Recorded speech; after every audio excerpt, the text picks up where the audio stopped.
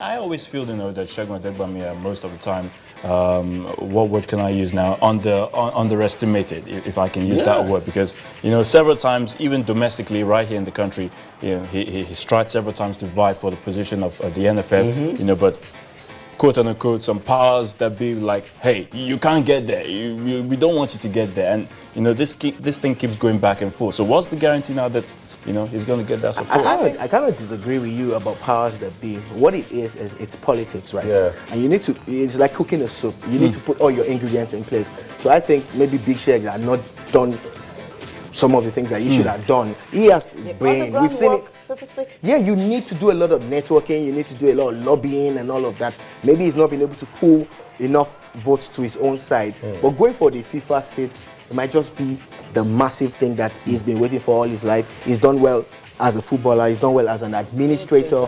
He's done well as a sports journalist. So I think everybody should get around him because he has experience. Now, the other part is that he's not the only Nigerian gunning for this. And that's where my fear is, because as of last week, when we thought it was only Segun Odegbami, we started getting press releases and other stories talking about another candidate. And some big wigs here in Nigeria are also getting behind the other candidate. Yeah, actually, Segun is the only one that's declared openly. But we've had people campaigning for Oji Uzokalu. We've had John Fashanu and a couple of other people also campaigning for Interesting. him. This is anybody really can come out. It will be good if a Nigerian becomes FIFA president. Yeah. Massive for our football, particularly in terms of developmental projects.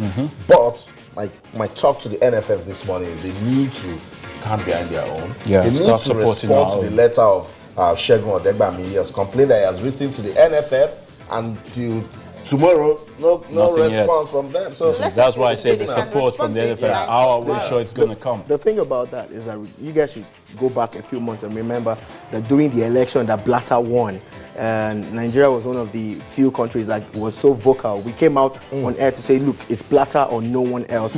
And so as it stands now, Africa is used to doing a block vote.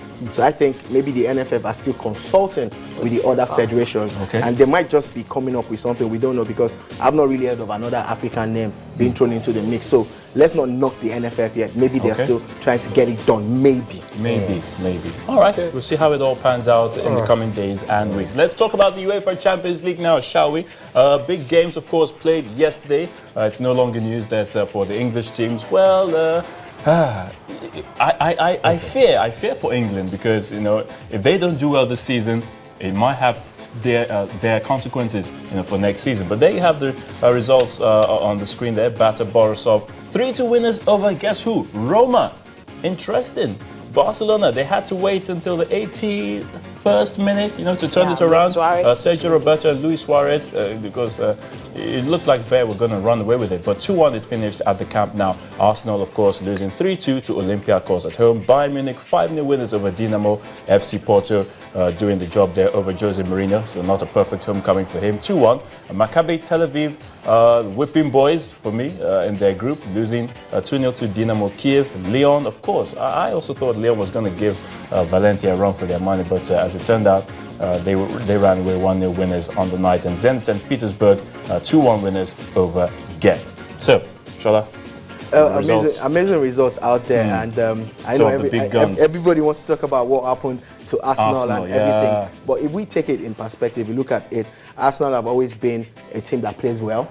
They outgone everybody. But when it comes to putting the ball in the net, that's where the issue is now. Without Olivier Giroud, there's no natural striker there in that team. Theo Walcott is not a striker. He hasn't even though he wants to be one. He wants to be. He was a striker before he came to Arsenal. But his entire Arsenal career, he has played as a midfielder.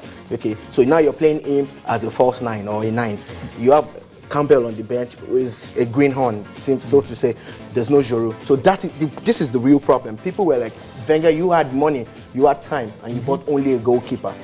That's not the way the fans want to see it. The fans want to see you spend the money to get the very best. And there were 1 or 2 names being bandied around, but they never turn up. They never turn up. Karim Benzema, And that's my problem with a lot of coaches. That's my problem with Jose Mourinho too. He didn't have a fantastic summer, You were going after Stones. You didn't have a plan B or plan C. Then on the final day, you bought 2 funny defenders. Come on, what's going on with these coaches? But if you do the business early, Yeah. You know, if you do the business early, like Man City had done, and they identified their targets and they moved in, it's working for them. You know, Kevin De Bruyne, Otamendi, it's working already. Yeah. It's really looking good. But Wenger didn't do well in the transfer market. League. Arsenal is paying for it now. Arsenal is paying for it now, and like I said, you know, if English teams don't pull their weight this season, it might just be 3 clubs that will be going for next season, because they'll definitely Champions lose. League will still be the Champions League. It makes it more interesting. Yeah, well, it makes it more interesting. Olympiacos now winning away shows you the Champions League and 12 matches beating Bate Borisov beating AS Roma. You know, don't be sure. AS Astana. AS Astana. FC Astana, Sicilia, Kazakhstan. You're still on the Kazakhstan thing.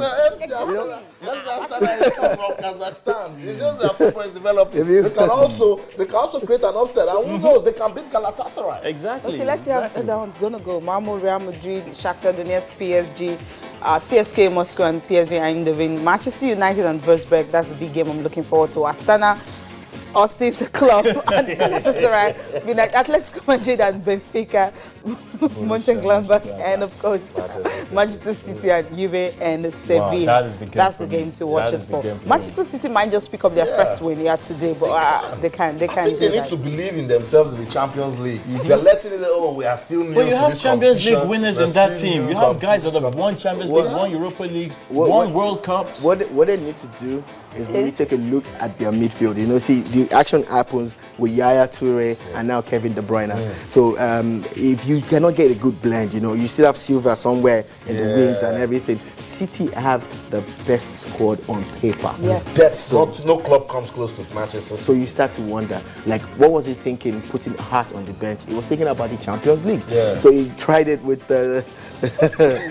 and of course he got the result and everything. So they've lost 2 games in the EPL back to back. I think they'll bounce back with this one. They don't have a choice. How about Juve Sevilla? Juventus not doing so good in the Serie A. Juve Sevilla, if it was a few years ago, I'd have said that Juve Sevilla is a game to watch. For me, it might be a ball fest, honestly. Really? Honestly, Which one are you going to watch? I'm definitely going to see CSK's game because of Ahmed Musa and the fact that I really want the guy to excel, and he's been doing well in Russia lately. He's been getting rave reviews, which also will translate to a good one for Nigeria on the long run. So that's the game I want to watch. The others will probably just see the highlights. Okay, thank you so much for coming around. We'll bring you back again one of these days to talk some more.